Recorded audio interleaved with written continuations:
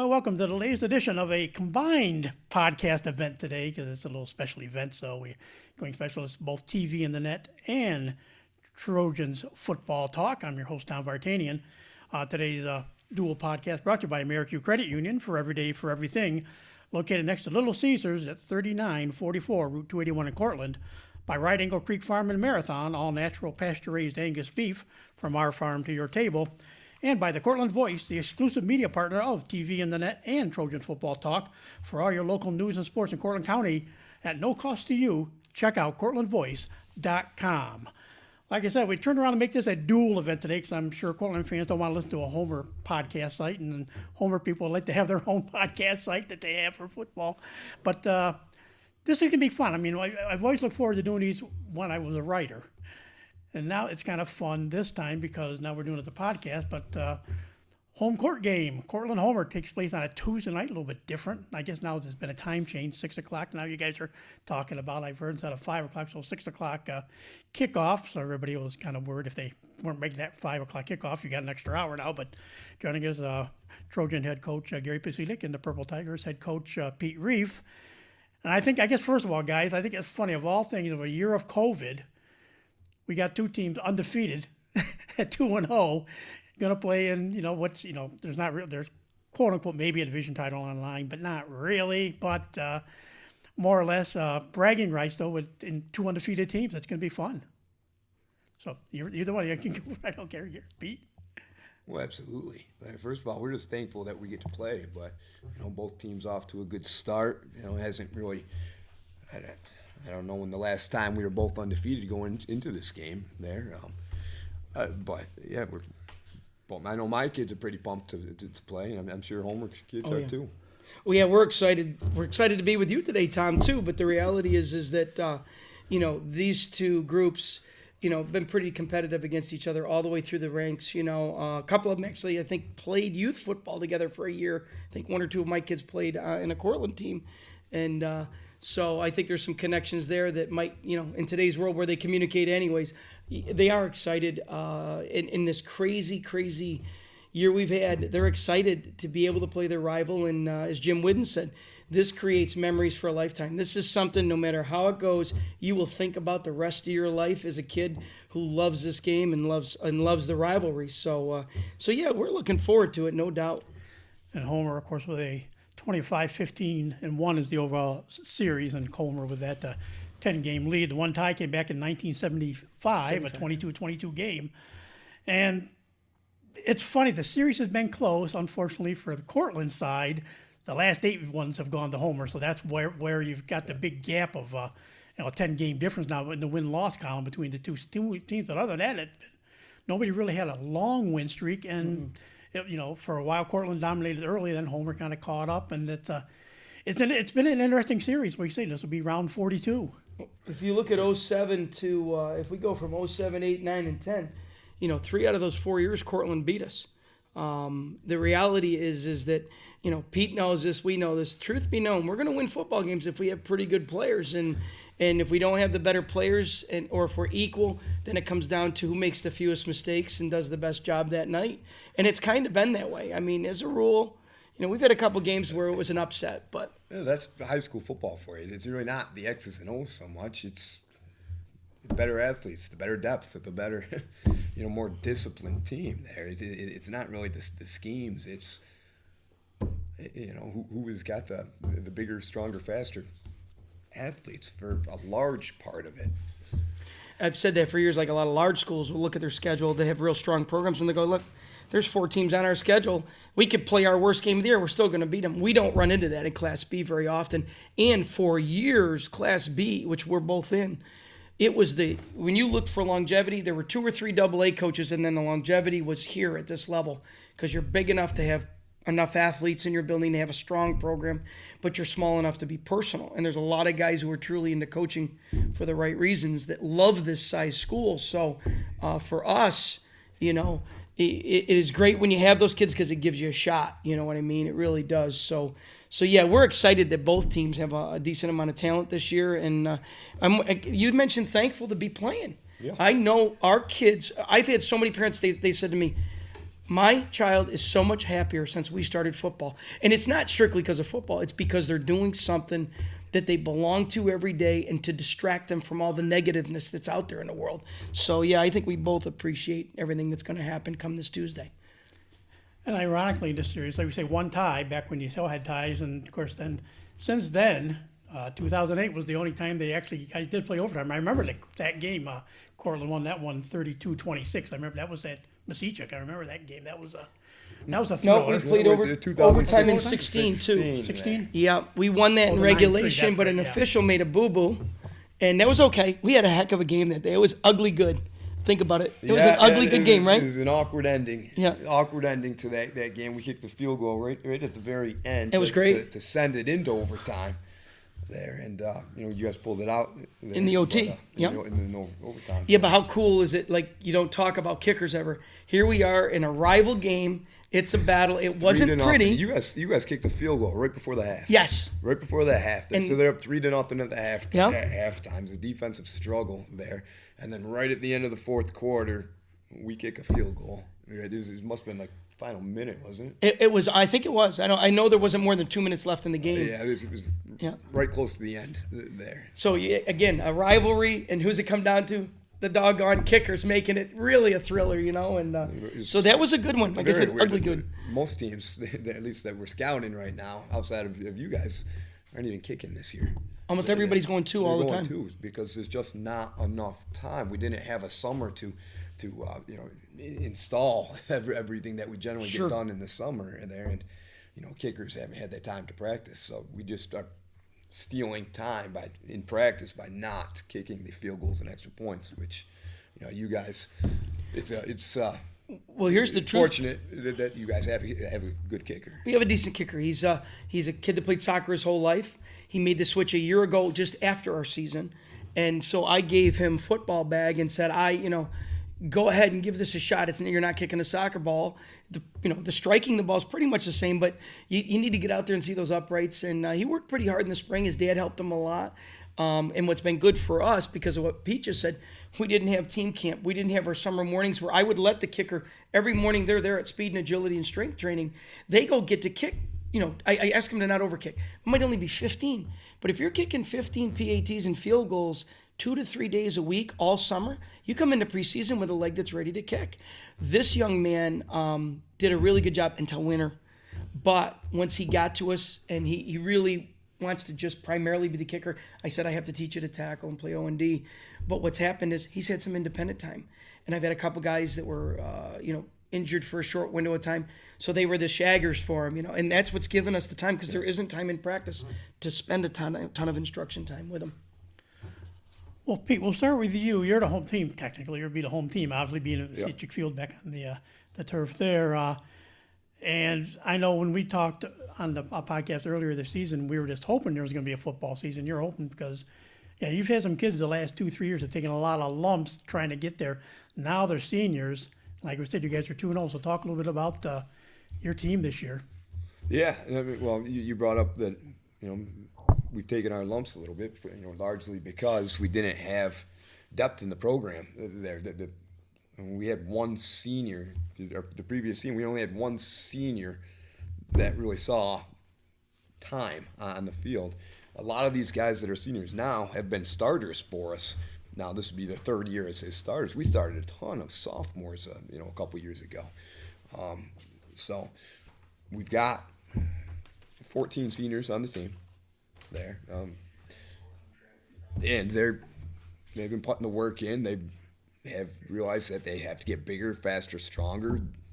During this COVID time, they still made it to the McDonald Center or to the Y or wherever they could. Or finally, I was able to get a handful of kids in our weight room at a time.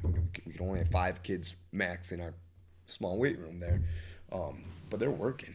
They're working. Mm-hmm. I mean, we went from, here's an example. We went from having one person on the team a couple years ago to even bench 225 pounds, which, anybody knows my background. I'm a power lifter, and lifting is really important to me in strength and conditioning there. So that's frustrating. But now we've got 8-9 kids that can do that, and most of those kids are linemen. You know, so that's where we've really improved this year. Is our line is just so much bigger and stronger and more mature than they've been in the last few years. Did you read my notes? No, because I was all, just but I going to mean, say the that's- reality it's is I obvious. see, and again I'll grumble a little bit about some opportunities we didn't get with our kids, but the reality is there's size on your line, and I said that raw strength to control someone is there, and it's pretty consistent along the board. You know, even the tight end is a sweet looking kid. So the reality is you can tell they did something. I know I've never been so stressed in my life going into a season as a head coach. And it was because about half of our kids did something athletically related. I mailed a packet home, old-fashioned, a pencil and paper of all the things that my kids would know the terminology, would know these things we do for strength and speed and agility training, and gave them a format to use. And then through group mail, text messaging and thing, tried to constantly encourage them. But we were not allowed at all to work with any of our kids indoor, period.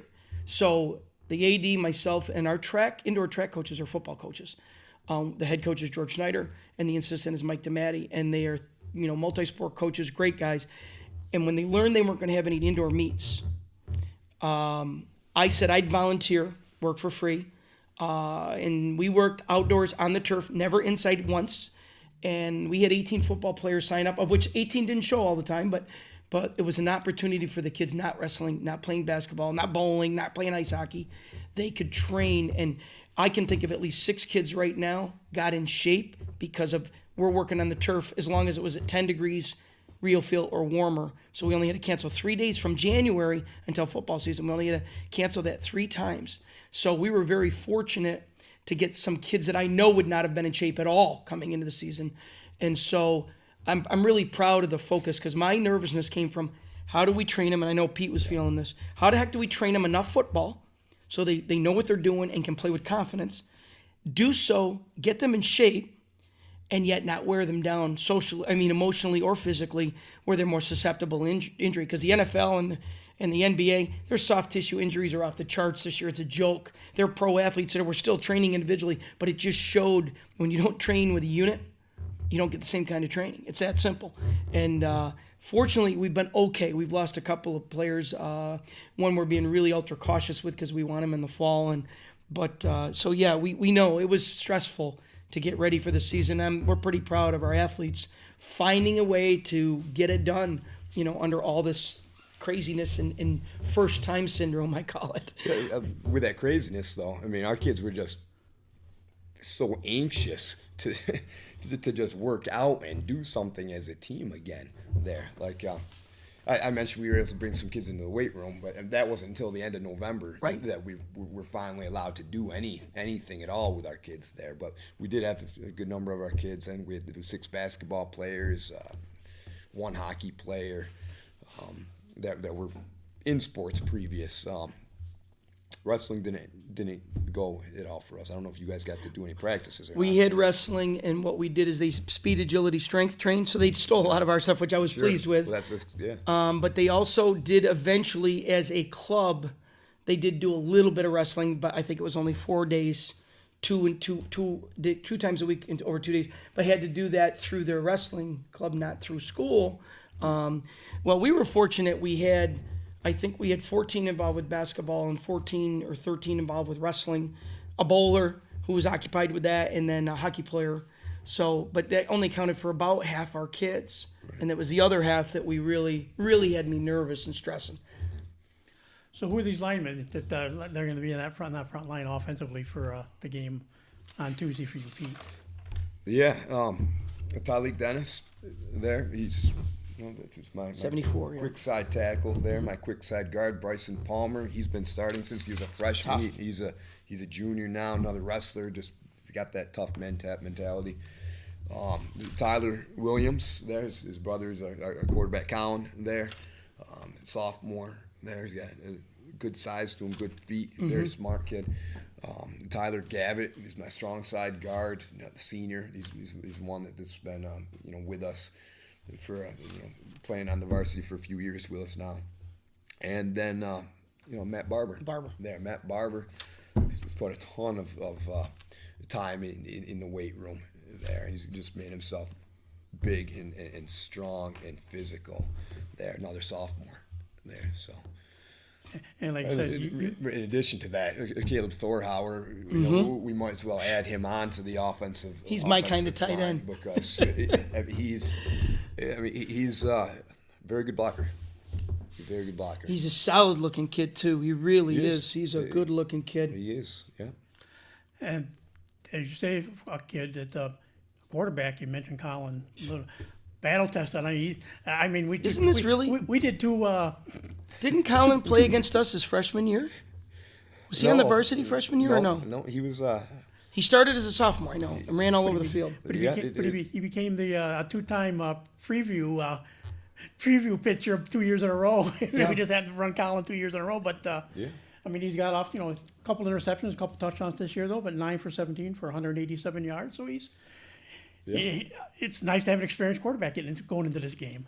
Oh, absolutely. I mean, he's not going to get rattled and anything like that. He's played Homer twice there. He's brought up as an 8th grader as starting JV quarterback for 2 years before he got to us. But and his rushing stats are pretty good this year. 121 yards. Yeah, 121 yards there. He had a real good rushing game last game. So.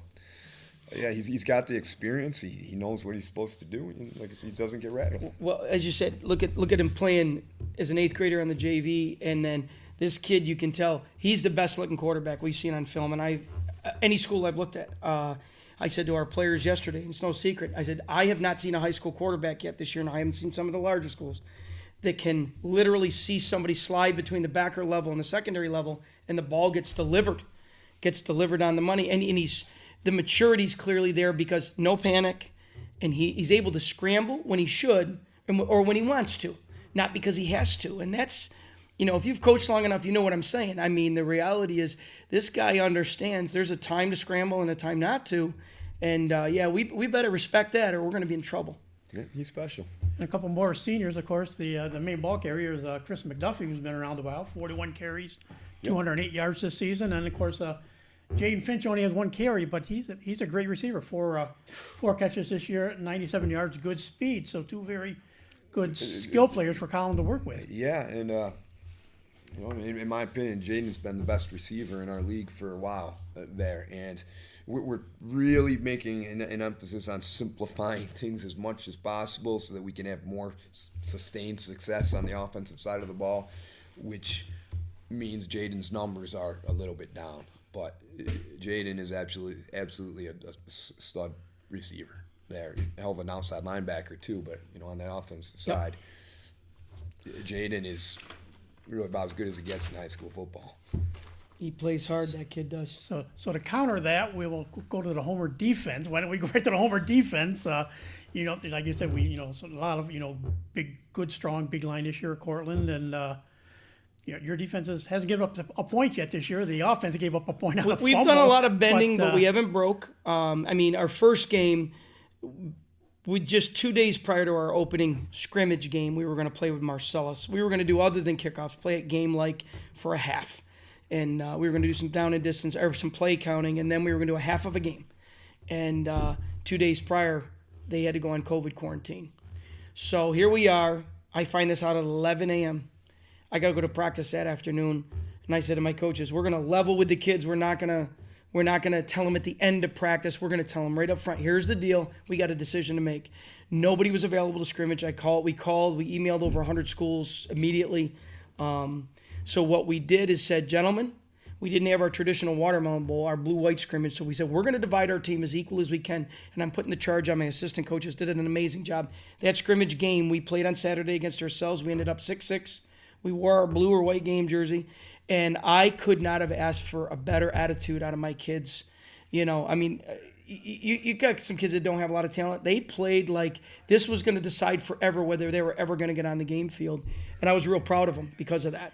And then we turned around, and it was the first chance to even tackle another kid from another school. Our opening game, we show up, and we find out the blizzard's coming. So here we are. We're supposed to be playing Thursday. Tuesday, we've had morning practice. We had a double session that day during the break. So kids are gone to lunch. I get the call, and I said to my AD, he said, there's no officials for Friday, Saturday. I said, let's play it tomorrow. There's some things we won't have, and oh well, let's play it tomorrow. So I told my kids, bad news, can't play Thursday. Good news, we're playing tomorrow. It was like relief. They were so thrilled. I mean, after a while you get sick of hearing your head coach, even if you love them.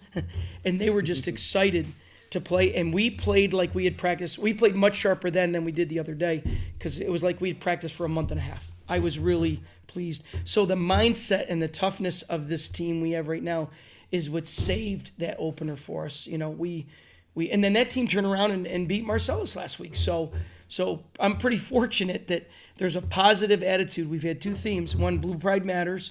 And two, nothing but positive nervousness this season. Not negative nervousness, positive nervousness.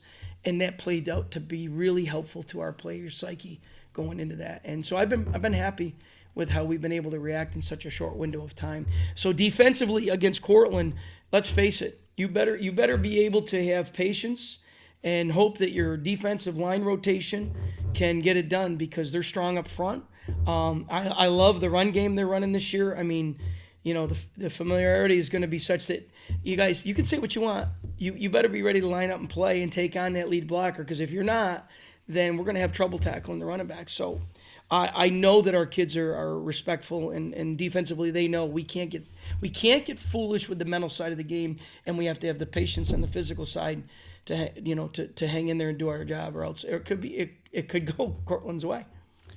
And of course, a lot of it will be the rotation. And of course, the defensive line, you got guys, they got to do that. But it really, if you say these guys are guys that got to kind of handle the big guys up front for Cortland, it's going to be the linebacker play is going to be key. How efficiently can they get to Colin if they can, or can they stop McDuffie, or can they slow down Jaden if he's out running patterns? Yeah. I mean, the linebacker play, and Pete probably would agree. That's probably one of the toughest positions to fill because you want a linebacker to play linebacker. We had a team one year, I don't know how we got to the sectional final. We did not have a single linebacker on the roster. I turned my center into a middle linebacker. The kid played out of his mind, but he wasn't that good. But he was the best we had. And we found a way to get to the sectional final. I mean, I was ecstatic that year. But we've got Andrew Van Patten, our tailback, who's he's done very, very well. I mean, he's over 400 yards in 2 games. He never has played this good a defense. I told him his dad was one of the best defensive players I ever had the privilege of coaching. His dad was hard-nosed, tough linebacker. Andrew's playing as good as he's ever played on the defensive side of the ball. So if kids like him can rise to the occasion, this is going to be an interesting battle, no doubt. And of course, with Jaden, in the running pass patterns, it's going to be your corners and your safeties. Jay Calabro at safety, and then the corners. And corners been making some picks and making some nice plays lately. So I mean, they're going to have their hands full with trying to keep up with Jaden. Well, as I said, the receivers are running great routes, and what we find is that I feel like, and Pete, I know I'm giving a little of my scouting report away, the route and the precision of the throw from Colin, I tell you, you had better recognize whether the play is going from run to pass quickly, or else tackling those guys in open space is going to be a challenge. No, it's both sides of the thing, though. I mean, if you watch game film on us, it's at least what we're trying to do offensively is actually very similar to each other. Yep. Getting getting Sammy out of the backfield there. Yeah. I mean, the fullback slides right out, and they run the ball so well that the linebackers just get sucked up wanting to stop the run, and then you either have a fullback sliding out of the backfield wide open uncovered, or sliding on a go pattern like before a half in your Chenango game there, or backside tight end running a drag route. I mean, they run the ball so well that the linebackers, they got to be disciplined and not get fooled, right? And keep respect that the ball might actually be a pass. And so conversely, for home run offense, as we said, Andrew Van Patten, of course, 415 yards in 2 ball games now, and climbed up to number 5 in the all-time rushing list. So he's getting there. He may get 2 more spots, possibly, depending how Cortland plays. I mean, he gets 200 yards, he at least could move up a couple spots. But even if he gets 200 yards, they could I'd still be excited lose. if he found a way to get 100. I'll be happy. Yeah. But, conversely, where Pete's got a very experienced quarterback, you've got three quarterbacks really, and they're all juniors. And Right. But Jake Calabro's, now, and we saw because Carter Monroe. He was eligible to play this week. Eligible Yeah. for the first game, Yep. but he played quarterback the second game here. Yeah, he was just short a couple practices for the first one. But Yeah. you also had Xander, Yeah. the odd left-handed quarterback. How do you like that kid? throw He's out never that. played football in his life, and genius as we are, we make him a quarterback in 2 weeks. But he was like dying to be taught, and he's a starting goalie for our soccer program. And everybody said, "Man, you ought to give football a try." Well, guess what? Once in the history of education in America, you get a chance to try it. And we threw a lot at him, but he just is. I think he's enjoying the work and the unified work of that many guys constantly talking to each other and communicating like you have to in football. So he's thrived in it. And That's weird though. You got a soccer player, right? Yeah, and you do. That's Yeah. our starting fullback. Yeah. There and defensive end there, Alex Musey. There, same thing. He's been a soccer. Number 40. Yeah. He's been a soccer player his whole life, but because of COVID, he finally has a chance to play football too. And it doesn't hurt. He's like 6'1", 6'2", or something. And 210. Yeah, that kid looks like a football player. We've been on his case. Yeah. And he's in the same class with all of our seniors. They're all tight friends and hang out all the time and stuff. Sure. And, we've been on him for a long time. You look like a football player there. And turns out, he's a pretty good football player. He sure is. That's what he said. It'll be the most fun will be coming around August to see Xander go back and play goalie for the soccer team because he's a very good goalie. Or will he decide, well, maybe I'll try football one more time? I don't know. Football he'd be decent, but I think he probably has a better shot if he wants to go on and play college or something. I think he might be a little better off in soccer. Yeah, he might be, but I just said, we had a staff member who was trying to recruit kids to soccer in the intermediate school for years. And I had a parent call me, and I said the same thing to Xander that I said to that parent of the kid that was going into 7th grade. I said, does your son love football? Yes. Does your son love soccer? Yes. I said, then your son should play one of each in junior high. And whatever his heart says to do, he should do in high school. I don't care which it is. That's not what the soccer coach told him. That's what I said to him. And I said to Xander, I pulled him aside because I knew his buddies are like, man, I don't coach. You don't play football. I said, here's the deal. And I pulled Xander privately aside. I said, I don't care what you do in the fall. You don't get to be 17 or 18 ever again the rest of your life. Follow your heartstrings and do what you love. And if it's soccer, then you play soccer. If it's football, you play football. But don't let other people give you reasons for why you're making your decision because you can't come back and be a high school student again, ever. And I think Xander appreciated that. And we'll see. I'll be thrilled if he plays football. But you know what? I'll be thrilled for him if he says soccer's my thing because he'll, for the rest of his life, be an advertisement for Homer football because he's having so much fun. And how can you lose? How can you lose with that kind of thing? So the offensive line, obviously, that's going to be key, and the fullback, and it could be Sammy, it could be Logan. You slide Logan Peck into that. Yeah. He's back at your second real tailback, but he's That's also an plays. excellent He's a big, huge kid for a fullback as well too. So but the line's going to be key again. Well, and if you look at our line, 40% of what would have clearly been our starting line isn't here. One young man is actually remote learning right now, so he's helping with a grandmother who had a surgery, and as a result, he can't play football during this window of time in the school year. And another boy, my boy Evan, who hurt his leg last year, he had a MCL sprain 4th day of practice, and we just said, he's not in as good a shape as he should have come into camp with, and as a result, we've played it safe rather than sorry. And he's by far our best. He probably would be our most dominant lineman. We got a heck of a lineman kid. in Casey. Yeah, he's a legit 292, and he can run pretty good for a big kid. And he was looking like our best lineman last year as a sophomore. So I'm real proud we moved our tight end to tackle in Jarrett Wilbur. Will Dady is a tight end, but he's playing center for us. And because of not knowing who was going to play center, we're going to have 5 centers on the team next year. That's a pretty good problem to have. We all none. Once we learned that young man couldn't participate this spring, and we just said, hey, sometimes family's more important than school. I get it, and just get in shape and have fun and look forward to the fall. So our line is critical because we are not normally we're going to be mentally ahead of where we are right now in the offensive line, but coaching staff has done such a good job, as Pete said. There's a lot of our offense we don't have in because we said let's do what we do well. Let's not confuse kids, especially with so many first-time starters. And that'll be the key to Tuesday because they're going to play against some strong, experienced kids. And we'll have to be better than we were in the first 2 if we're going to win.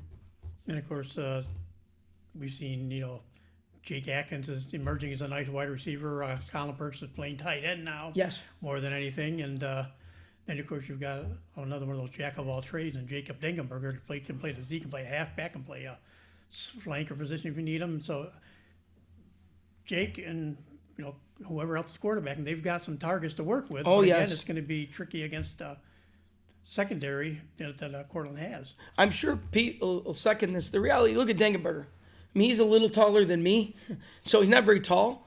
But the reality is this young man has grown up. He was always a good kid, always. But his awareness of how to play his positions, he has become, he's not a loudmouth, he's not a rah-rah guy. Our team picked 2 team captains. We always let our players make the decision. And by a landslide, Andrew Van Patten and Jacob Dingenberger were picked as captain. And as a coaching staff, we were like, if we had to pick the top 2 guys in our minds, that's who we would have picked. I think that's helped us a lot this spring. Jacob has been like you couldn't ask for a better mentor to our first-year varsity players. When they're confused, he's the one helping them. When they don't understand, why did Coach widen you there? And, they don't have to come to me. Jacob's teaching them. And what a leader. I mean, his leadership and discipline has made him those are the guys high school coaches love, because that's how you get to win some games maybe you shouldn't when you have kids like that. So, yeah, Jacob Berger, he's a coach as well as a player, and that has helped our team tremendously. So, as you know, Pete, of course, you got their backfield. They got a decent line. How about on your defensive side? Who's going to be key to maybe having to step up a little bit more to counteract everything that Homer will try to throw at you. Well, who doesn't have to step up, really? I mean, who has slowed Homer down in a long time? Not many teams. Homer scores consistently 40-some points a game there. So everybody has to do their part. Your ends got to be disciplined enough that if the tackle tries to slip and get to a linebacker, you better squeeze down that hole, or else they're going to get kicked out by a pulling guard or could be a fullback coming at you. Noses tackles, they better hold their ground and get a little push there, so that when they get double teamed, if they get pushed back at all, then our linebackers aren't going to have free flow to get to the running backs. Same thing with the anchors, or our strong side defensive end, we call an anchor there, but he can't let that down block by the tight end wash him down, or else they're going to pull a guard at him, or they're going to run power with a 220-pound fullback, and they're going to wash him out there. Same thing with our outside linebackers. There, they got to read their, they got their keys. Right? They're looking at the certain positions, and that should give them a quick read on exactly what to do. But if they get lazy with their eyes there and sit back and wait for one of their talented kids in the backfield to come and meet them, we're going to have issues there. I mean, our linebackers have got to make quick reads, and they got to fill holes, and they got to close down gaps there. And then, the secondary, the safety, the Mike linebacker, the Will linebacker, the middle linebackers, they really have got their work cut out for them in the play action passes. They can't get fooled. And obviously, your defense has been strong this year. You've only given up 18 points. So so that your defense has played well. You haven't given up a point yet in the first quarter or the fourth quarter. So it's mainly, So the defense, your defense has been just as solid as the offense. 68 points is nice. You're putting points on the board. Do you see this as possibly maybe won't be? Well, you'd like it, both of you. I know both of you would love it to be a defensive game, and I know if we want another 9-3, break our hearts, a 9-3 thriller or something like that again. But I like that I like playing football this way. There, it's refreshing to be able to put a tight end on the field, a fullback, and smack people around, and let it be a physical sport, not like basketball played on a football field or lacrosse. Not get it to our athlete in open space and hope he can beat their two best players and then go. Right. And we've had to in the past because we haven't had offensive linemen that when you have 170-pound kids on the offensive line, you're not going to be able to play power football there. But I mean, this is people who've been fans of football for a while are going to love watching this. So, what do you guys think we'll see? Will we see one of those 9-3 thrillers, or could we see where Cortland's obviously got the offense this year to do things? We see one of those like in 97, 42, 34 shootouts. I don't see it being like that, but If I had to put money, I would guess not that, and not the 8-6 game or something like that. I think it's going to be a tweener. If I had to make some sort of prognostication or something. But the reality is this: coaches are boring, right? Turnovers can take what is amazing and immediately turn it against you. Look at what it did for us in the game the other night. This team was ready to score on us, and we got a first-year football player who'd never played football from ever in school, and he's said, "I'm going to give it a try as a senior." It was. I wish I will show this tape. We'll put it on our instructional tape because he played pass first. He looked at the helmet of the quarterback. He breaks on the release of the football. He makes an interception that without being with us for 3 weeks, he had no clue how to make that interception. And, so it's critical that everybody plays assignment football. And I think you're going to see something in between, whether it's 26-20 or, we'll see. We'll see. I mean, if one of us is fortunate enough, our defense is able to shut the other down, then I'll have to eat those words. But obviously, this is a game that we usually get a lot of people at. yeah. It's, there's been games at Homer where there's been 2 or 3 deep. I know a couple times at Cortland Homer, been pretty good, really good crowds at Messeachuk Field when Cortland Homer played there. Obviously, if you're lucky, you'll get the parents, 2 parents from each kid there, and that'll be it. So it'll be a nice crowd, but it won't be the normal raucous crowd. And we know how much this game just. I think it's funny. I think it means more to the parents and the older folks in the town so much than the kids now, because like so many kids do play together and like other sports, like summer league lacrosse and stuff, different yeah. things. So Yeah, they all know each other. I mean, they're all contacts in their phones, yeah. And they communicate. Yeah, they're on the same lacrosse teams, and just some are different leagues for basketball and things like that. But in a world where everybody talks negative about too much, I'm back on the Section 3 football committee for the last several years as our league rep. Here's the reality. As big as like the CNS Liverpool rivalry is and some other ones, the number one rivalry addressed has been Cortland and Homer. And that's out of the respect we get from the other football playing schools in Section 3. They're like, that rivalry still matters in that community. So when we're not in the same league, if there's any way possible these 2 schools can meet, they make sure it happens. And that's something even in the 90s when I was subbing for Don Edick, who was the New Hartford head coach, and he was battling some cancer, and he had me sub for him. We were the first, one of 2, maybe 3 rivalries. Guys, no matter what, we got to make this game happen if it's not on the schedule. And, so I think you're right, Tom. I think it's still a big deal in our community. Maybe not as big as we'd like it to be sometimes, but it is a big deal. And I'm just proud that I think our kids of today handle it much more maturely than when I first got into coaching. And it's not a knock. I mean, it's just we want to beat our rival. We want lifetime bragging rights if I'm a senior, right? But also at the same time, hey, then I'm texting the guy 2 days later, you going to the movies with your girlfriend, and so I think the kids in some ways handle it more maturely than days of old, and I'm okay with that, But I do love the emotion and the intensity is there on the part of the players and the community when we get the chance to play it.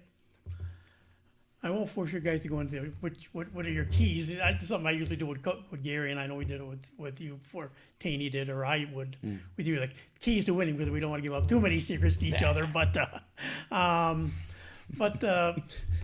score more points than they do. Yeah. Score 1 more point than the other team, and I'm going to be happy as a coach. That's my key right there. That's the key to winning, right? Score at least 1 more point. And I'd be happy. And there's no ties, so one of us is going to win, Yeah, you hope. I mean, it could be one of those. Well, yeah, I guess you do have to play to somebody, or would they?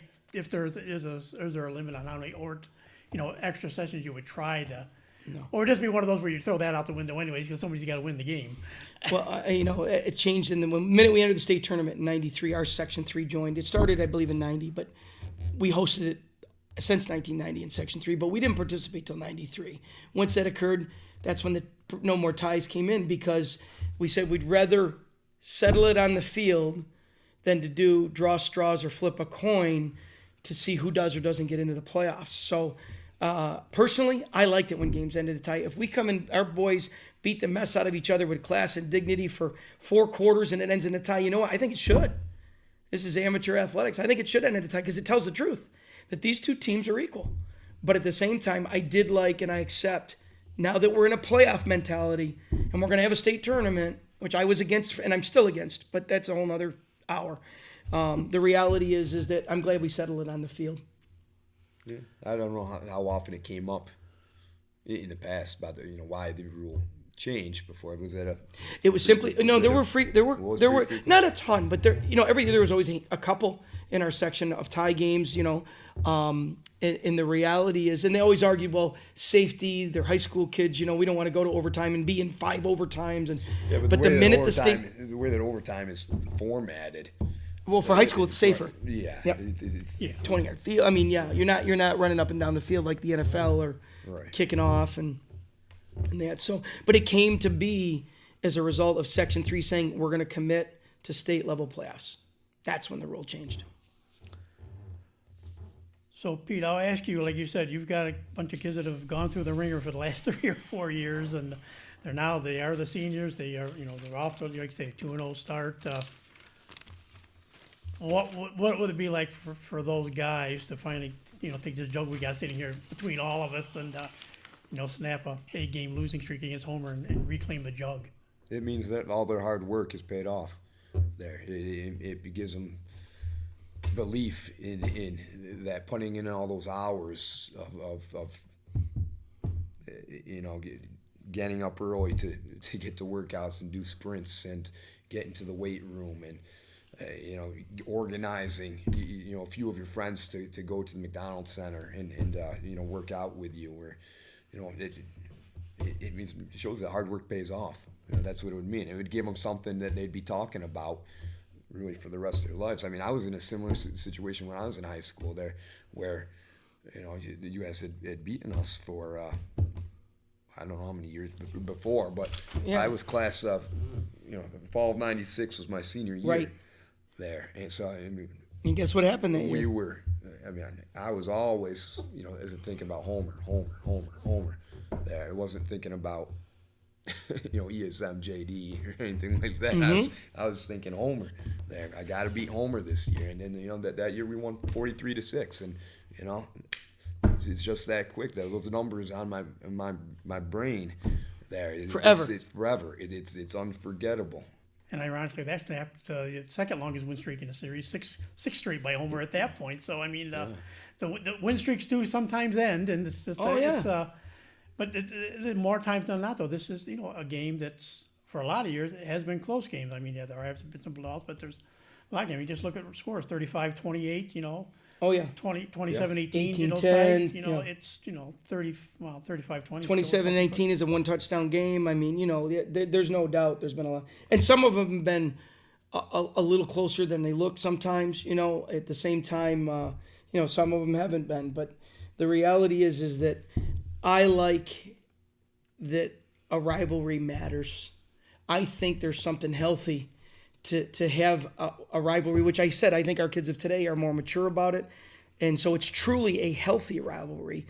So I hope it continues. I really do. And again, Pete, and there's nobody bleeds more purple than this guy. I mean, come on, he came home to teach and coach, and he's doing a great job in both areas. So we know we better be respectful and play one of our best games, because that's what it'll take to win. So we're not going to expect a Homer quarterback to come out and call his own plays for the first 10, 12 plays and march down the field a couple times. No, we've done that before, but no. Sometimes those coaches need to get out of the way. But no, I think you're going to see what you've seen in the first 2 games. We need to do what we've been doing to win, both of us. And if the team that does it a little bit better and avoids the stereotypical things, penalties and turnovers are deal breakers so many times in a game that we have to avoid the negative side of those. We know Brandon Shaddock, you've got a kicker who can kick. We haven't seen him try a field goal. Hadn't had to try a field goal yet.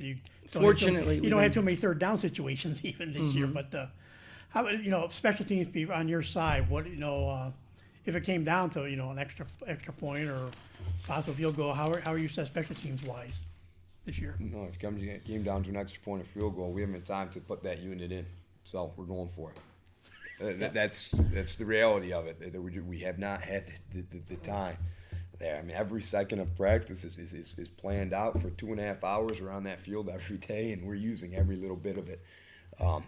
But this year, and we usually do kick extra points and field goals. This year, if we get down into a situation where at the 7-yard line at the end of the game and all we need is a field goal, we're going for it. We have to.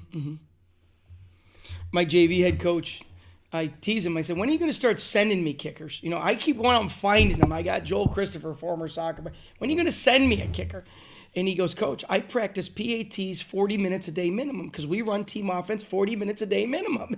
So he said, I'm practicing PAT. I said, no, a kicker. And so, yeah, like you said, Pete, the reality is this. Everybody talks KISS method, keep it simple, stupid. The reality is, and I think we've both done a good job in our programs this year, you had to balance how much is too much.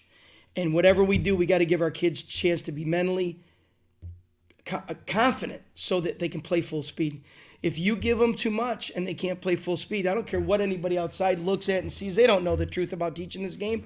The reality is they have to be able to step into their shoes and play with confidence and play at full speed all the time. And that's what we're trying to do. And that's why you'll see there's a lot of our game that's not there. And same with Pete. There's a lot they haven't installed because of reality. Okay, so if you're stubborn coach and you don't want your kids to play their best, then you just try to cram it all in. We didn't do that this year. You've had, like I said, you're 2-0, and it's been a unique 2-0 for this year. Yes, you had, West Hill last week. You beat West Hill, but the week before you actually just took on a Section 4 neighbor in Dryden who did actually have a couple games under their belt. So they started March 1st. What was that like? Like you say, you're scrambling, get 10 to 12 practicing for your first game, and you're taking on a team that already played twice, but you guys handled Dryden well too. Yeah, but it really comes down to who's got the better athletes. I mean, it really does. We didn't do anything special, but our line was able to physically dominate their line there, and sometimes Dryden, we get together with Dryden and play every summer there, so we know their coaching staff pretty good and stuff, and they've had some pretty good teams in the last few years there. This year they're a little light on the line, so we were able to get a large push from our defensive line, make it hard for them to run the ball much at all, and contain their best player is their scariest player on offense anyways is their Brady, their quarterback, their number 5 there. But we were able to contain him for the most part. Yeah, we let him escape for like a 25, 30-yard scrambling touchdown there against us, but for the most part, he wasn't able to have the success that he's had in some of his other games. So Henderson, our outside linebackers, did a good job. Well, in your team's ability to play full speed because you haven't confused them, let's face it. Everybody hates coaches. They say the same stuff, right? Turnovers, you guys dominated. You dominated the turnover game that day. I mean, they could have played great. They weren't going to win with that many turnovers, and it's because you really frustrated them. You look at the first play, the first defensive play of the game there. Matt Barber takes their offensive guard, and on the snap launches the kid back. I think he traveled about 4 yards in the air there, and he picks up the running back. Mm-hmm. And puts him on the ground there. And, he's making contact with the running back 3 yards in the backfield. I mean, that running back's not expecting to get hit like that right away by a 295-pound, actually 303-pound kid there. Yeah, I don't see too many lightweights on your offensive line, Coach. 195 is a quick side guard. Yep. About 200 pounds or so for the other. Who's outstanding at making contact on the move. That's obviously why they loved pulling him, because he's tough. He finds a way to strike the player he's supposed to strike, and you love fullbacks and guards like that. It makes it fun to coach. Yeah, I mean that's what both teams generally are guards are often like fullbacks there because they have to pull. They got to move, and when they make when they get to a linebacker, they got to hit them like a fullback is going to hit them. Of course, we all know in a short window this year to get ready. Of course, I say Homer's always had an advantage. Like you say, you got 200 years of coaching experience just with the Davis the youngest with 7 as far as the varsity, Right. the real varsity coaches. Tom Cottrell and Jim Wynn and Gary have been around forever. You've developed a pretty nice little staff there that includes a couple of former Homer people that to work with. But talk a little bit about the staff you've got this year. Been part of this. Bring this season together like it has. Yeah, they're extremely hard workers there. The rest of my varsity staff is a couple young guys with a lot of energy right now. Vince Lizama is my defensive coordinator. He's been a PE teacher at St. Mary's, and now this year he's a PE teacher up at he's been moved up to the high school there, and he's been a great help there. And Luke Barker is my other assistant coach, who is he was a volunteer for me when he was at Cortland State, and then he's a police officer for the Auburn City Police Department. So he comes down here every day, and he's awful tired, doing that job, and then coming down here. But he's another guy that is a young guy full of energy. The kids love him; they play hard for him. But they're always prepared, always watching film, always trying to get the little details that are going to make the team better there. And then this year, my modified staff is being led by Max Benz there, who is a former, played for Gary a while back there, right in 2000. Well, 2003. 3-ish. Yeah, he's my second there. son. I mean, he lived at my house Yeah. when he was a kid. Yeah. And you don't get many people on the planet better than Max Benz. He happens to be a great guy who loves the game of football too. But Yeah, a good leader, and character. He's very good for those for the modified kids. And I know this year you didn't have the a JV team this year. You kind of went kind of modified the modifieds to a degree, and then pretty much everybody else is on the varsity.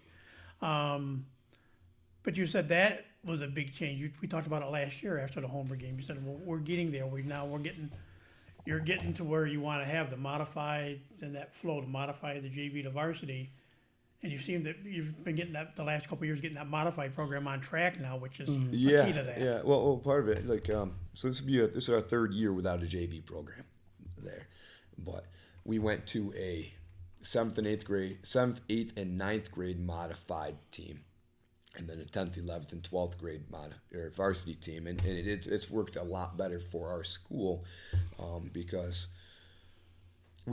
every year we'd have about 22, 23 kids on the varsity, 22, 23 kids on the JV team, and then you'd have maybe 30 kids on the 7th and 8th grade team. But we were just unable to sustain any numbers. And then as soon as a couple of varsity kids got banged up or hurt and we had to take some of the JV kids, then at the end of the year, the JV team was always down to like 18 kids there. And the varsity still only had 22 or so eligible kids. And our 7th and 8th grade team was stuck playing. We consistently played Auburn, Central Square, West Jenny, CBA. The small schools that we played were like Fulton, JD, and JD. But we were always playing really big schools, including a lot of AA schools there. So our modified team was getting beat up on, which is making it. If you keep on taking your lumps, especially as a young kid, why do you want to keep on playing? Winning is, you have fun when you win games there. So now that we are in in this new modified league there, we're playing West Hill there, who is one of our varsity league teams that we play. Skinny Atlas, who has been in our league just recently there and has been a very good program. Oswego, Mexico, Phoenix. It seems like I'm missing one. But they've had a lot more success now. They're having a lot more fun. They're competitive in every single game, which then keeps kids in the program and gets them into the varsity program. So as we kind of wind down things here, what do you want to say to the fans, Pete? They're going to come out and root on the Purple Tigers on Tuesday night at 6 o'clock. Well, you're going to have to watch us on TV this year because we, only the two people 2 parents per player can show up to the game. But hopefully you'll be watching us at home on your TVs. We'll be fighting for you, trying to restore the pride back to Cortland and get the Home-Cort jug back. Coach Basilic? Well, we're fortunate with this new TV option that's out there with the NFHS. Are people able to watch our games live streamed? And then, Mr. Eves, a Cortland grad, if I'm not mistaken, John Eves, his WXHC, they're doing a great job of always covering this game, but covering local football. And, we appreciate that kind of thing. But I think people should just understand that even under these crazy circumstances, they're looking at 2 schools of kids right now that A, we're really excited to get back to it, and B, they have given mentally, physically, emotionally. They've invested in what we're doing in a completely different time of year. So I know we're both proud, regardless of outcome, of that, and they should be proud of that when they watch this game. And like we said, pretty much it'll be parents only in the crowd that can make it, and but other than that, yeah. Heck, this could be one of those times where you talk about Super Bowl parties and stuff like this. There could be Homer and Cortland watch parties going on. With the video, you can have watch parties and the radio on, and let's hope so. Yeah, it sounds like a good idea to me. Yeah, me too. Yeah. But well, guys, I think thank you both for taking time to talk to us. I thought it'd be do something different. I could do my usual preview I do with Gary. That's the thing we've been doing on the Homer side of things this year, and I want to give Pete out here because, like I say, not too often we see 2-2-0 teams going to square off, and weird. Well, like I said, it makes sense. It's a weird season. You guys are only going to play 3 games each, basically. You got a Or do you got a 4th? We got a 4th. You do get a 4th. Okay. Is this your last one? Yeah, because West Hill won't be allowed to play us. I'll just leave it at that. Okay. Who do you have your last game after that then? Chittenango. Chittenango? Okay. Chittenango beat Marcellus, you said? 15-14. And with that said, that'll wrap up this edition of, like we say, a combined effort this time. TV on the net for the Cortland side of things, and of course for the Homer fans, the Trojan Football Talk. Today's show brought to you by American Credit Union for every day, for everything. Located next to Little Caesars at 3944 Route 281 in Cortland. By Right Angle Creek Farm and Marathon, all natural pasture-raised Angus beef from our farm to your table. And by the Cortland Voice, the exclusive media partner of TV on the Net and Trojan Football Talk. For all your local news and sports in Cortland County at no charge to you, check out cortlandvoice.com. So for not only Coach Gary Pizzoli from Homer, but thank you again, Pete Reef from Cortland, joining us. And we hope you enjoyed it. Stay safe, and we'll talk to you again soon.